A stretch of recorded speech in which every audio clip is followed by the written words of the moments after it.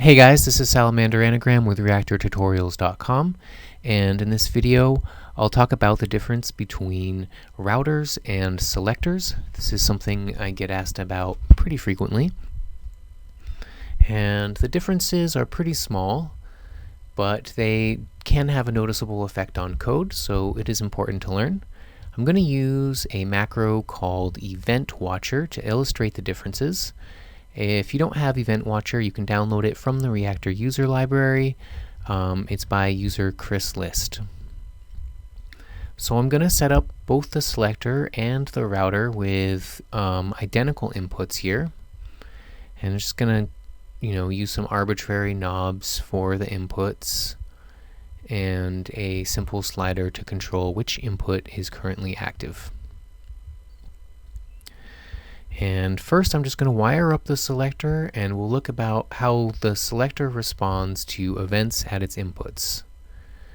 So if we get an event at our active input, that input is sent to the output. But if we get an event at our inactive inputs, we also get an event at the output that is whatever our input is currently equal to. In addition, we also get an event at the output whenever we change the position of the selector.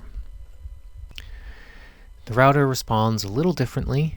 We only get an output when we receive an event at the active input. So when we use the inactive inputs, nothing happens. When we change the position, nothing happens. So they differ in that respect.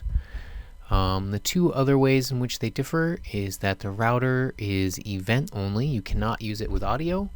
The selector can be used with audio, and the selector also has the curve option in the property tab in the function tab of properties that allows you to morph between two inputs by using a fractional position value.